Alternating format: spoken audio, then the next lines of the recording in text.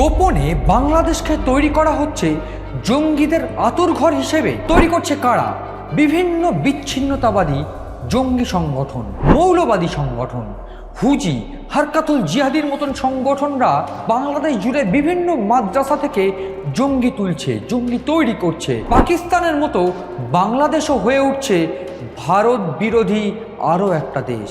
যে দেশ মিত্র দেশ ছিল, যে দেশের সঙ্গে ভারতের অন্তরের সম্পর্ক ছিল, সেই দেশ চেষ্টা করছে ভারতের চিকেন স্নেক, ভারতের সেভেন সিস্টার টার্গেট করার। এই সমস্ত কিছুর পরিকল্পনায় আর কারা কারা জড়িত, কারা কারা জড়িত, সঙ্গে কিভাবে এই গোটা ঘটনার ব্লুপ্রিন্ট তৈরি করা হচ্ছে। নমস্কার, আপনারা দেখছেন ইনসাইট, আর আমি আপনাদের সঙ্গে রয়েছি মণি ভট্টাচার্য। বাংলাদেশ যে জঙ্গিদের বদ্ধভূমি, আতরঘর হয়ে উঠছে, সেই তথ্য, সেই বিশ্লেষণ বা এই প্রভাবনা বা এই সম্ভাবনা, এটা কিন্তু আমরা আগেই দেখিয়েছি। কিন্তু এর মধ্যে যে বিষয়গুলো বারবার করে ভারতের জন্য বা সাউথ ব্লকের জন্য চিন্তার, সেইটা হলো বাংলাদেশে কিভাবে এই জঙ্গিবাদ প্রশ্রয় পাচ্ছে। তথ্য বলছে জামাত ইসলাম থেকে শুরু করে এই যে অন্তর্বর্তী সরকার, সেই অন্তর্বর্তী সরকারের বদান্যতায় এই জঙ্গিবাদ প্রকাশ পাচ্ছে। জঙ্গিবাদ একেবারে বলা ভালো যে নিজেদের স্বমহিমায় বেড়ে ওঠার সুযোগ পাচ্ছে। কিন্তু এইখানেই প্রশ্ন যে এই গোটা ছকে আর কারা কারা জড়িত, কিভাবে এই ব্লুপ্রিন্ট তৈরি করা হচ্ছে। গোয়েন্দা সূত্র বলছে তালিবানের একজন গুরুত্বপূর্ণ, তালিবান জঙ্গিদের একজন গুরুত্বপূর্ণ নেতা, তিনি সম্প্রতি বাংলাদেশে এসেছেন। তিনি বাংলাদেশে এসে বিভিন্ন মাদ্রাসা ঘুরে দেখছেন। শুধু মাদ্রাসা ঘুরে দেখছেন না, আমি তথ্য দিয়ে বলবো, গোপনে ডেরা বেঁধে হুজি সহ বেশ কয়েকটি শীর্ষ সন্ত্রাসী যে নেতৃত্ব, সেই শীর্ষ নেতৃত্বের সঙ্গে কথা বলছেন এবং কথা বলে যোদ্ধা বাহিনী গঠন করতে চাইছেন তারা। এই যোদ্ধা বাহিনী কি করবে? তারা এই সেভেন সিস্টার্স সহ বিভিন্ন বিচ্ছিন্নতাবাদী আন্দোলনকে লিড করবে, বিচ্ছিন্নতাবাদী সন্ত্রাসবাদকে তারা লিড করবে। এই যোদ্ধা বাহিনী তৈরি করার জন্য সেই নেতা থেকে শুরু করে এই হারকাতুল জিহাদির অন্যতম নেতা আবু সায়েম খালেদ, তারা বিভিন্ন মাদ্রাসায় যাচ্ছেন। শুধু মাদ্রাসায় নয়, বিভিন্নভাবে আমরা যেই চিত্রটা দেখেছিলাম যে শাহবাগে যখন এই ওসমান হাদির মৃত্যুকে ঘিরে আন্দোলন হচ্ছে, তখন আজাদ কাশ্মীরের স্লোগান উঠেছিল। সেই আজাদ কাশ্মীরের স্লোগান কেন বাংলাদেশে উঠছে, সেই প্রশ্ন উঠছে। একদিক থেকে পাকিস্তান, একেবারে অপর প্রান্ত পশ্চিম প্রান্ত ভারতের, এবার এই দিক থেকে পূর্ব, এই দুটো দেশ অর্থাৎ পাকিস্তান এবং বাংলাদেশ, এই দুটো দেশ যে পরিকল্পনা করছে, সেইখানে কোথাও গিয়ে কাশ্মীর যে একেবারে খুব কনস্ট্যান্ট, সেই প্রমাণ কিন্তু মিলেছিল। এবং ঠিক সেই সম্ভাবনা সত্যি করে বাংলাদেশে এই হুজি থেকে শুরু করে এই হারকাতুল জিহাদিদের যে জেরা প্রশিক্ষণ চলছে, বিভিন্ন মাদ্রাসায় গিয়ে সেই জঙ্গিদের বাছাই করার কাজ চলছে, সেইটা অত্যন্ত গুরুত্বপূর্ণ এবং ভারতের কাছে, সাউথ ব্লকের কাছে উদ্বিগ্ন হওয়ার মতন বিষয়। তথ্য বলছে, গোয়েন্দারা বলছে যে এই হুজির অন্যতম নেতা এবং হারকাতুল জিহাদির অন্যতম নেতা আবু সায়েম খালেদের আমন্ত্রণে 21শে ডিসেম্বর ঢাকা এসেছেন এই মোল্লা জওয়ান্দি, অর্থাৎ যে কিনা শীর্ষ তালিবান নেতা মোল্লা নূর আহমেদ, তার নাম, ওরফে মোল্লা জওয়ান্দি। তিনি রাত 11:45 এমিরেটস এয়ারলাইন্সে এসেছেন, ঢাকায় পৌঁছন। তারপর তিনি বেশ কয়েকটি কর্মসূচি পালন করেন। তার সঙ্গে ছিলেন খেলাফত মজলিস, বাংলাদেশের খেলাফত মজলিসের আমির মাওলানা মামুনুল হক।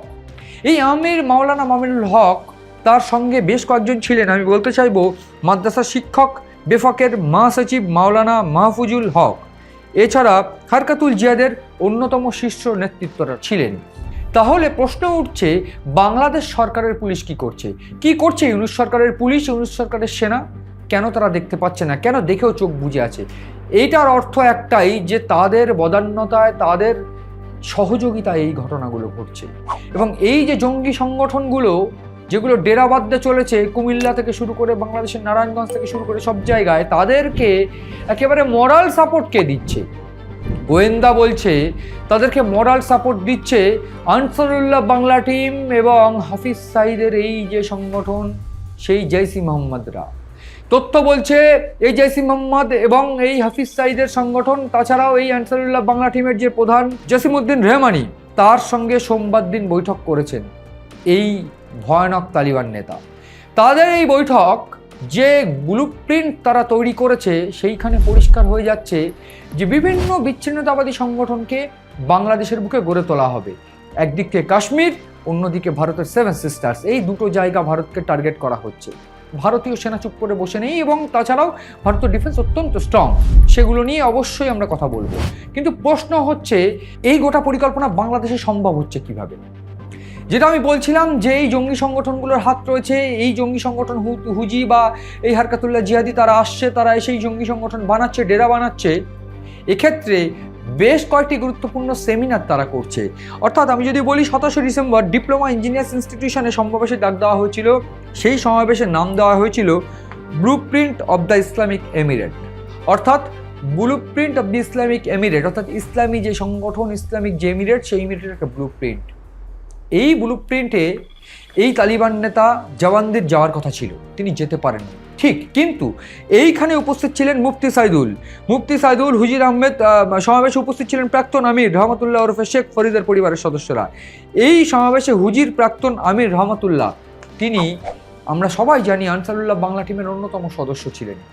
এরা যে উপস্থিত ছিলেন, সেই উপস্থিত থাকাকালীন বাংলাদেশে এই যে ব্লুপ্রিন্ট অফ ইসলামিক এমিরেটসের প্ল্যান হয়েছে, সেইখানে পরিষ্কার করে আলোচনা হয়েছে 7 সিস্টার্সের কোথায় কোথায় কীভাবে আক্রমণ করা যায়। যেটা আমরা দেখছিলাম ভারতীয় সেনা কিন্তু বাংলাদেশের চিকেন স্নেককে টার্গেট করতে শুরু করেছে। কিন্তু সব মিলিয়ে যে বিষয়টা অত্যন্ত গুরুত্বপূর্ণ, যে বাংলাদেশের এই ছক, যে ছকে বারবার করে তালিবান থেকে শুরু করে আমরা দেখেছিলাম কিভাবে হামাস জঙ্গিরাও বাংলাদেশে একেবারে ঘাঁটি গাড়তে চলেছে। একদিক থেকে কাশ্মীর এবং এই শাহবাগে ওসমান হাদির মৃত্যুকে ঘিরে ভারত বিরোধিতা, সমস্ত কিছু যেন মিলেমিশে একাকার হয়ে যাচ্ছে বাংলাদেশের অভ্যন্তরীণ রাজনীতিতে, বাংলাদেশের অভ্যন্তরীণ সংস্কৃতিতে। এবং সেইটা যদি হয় তাহলে এটা একেবারে বলার অপেক্ষা রাখে না যে বাংলাদেশ কিন্তু ধাপে ধাপে শেষ হয়ে যাচ্ছে। এবং যে বাংলাদেশ ভারতের মিত্র রাষ্ট্র ছিল, সেই বাংলাদেশ আস্তে আস্তে পাকিস্তানকে পুষে একেবারে অভ্যন্তরীণ রাজনীতিতে জামাতকে জায়গা দিয়ে, জামাতের বদান্যতায়, ইউনুসের বদান্যতায় এই বাংলাদেশকে জঙ্গি দেশ বানিয়ে আস্তে আস্তে পাকিস্তানের মতন ভারতের শত্রু দেশ হওয়ার চেষ্টা করছে।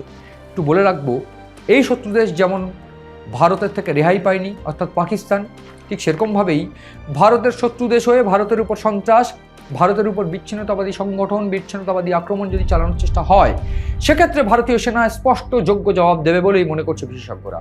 তাছাড়া এটাও মনে করা হচ্ছে পাকিস্তানের মতো জোর কিন্তু বাংলাদেশের নেই।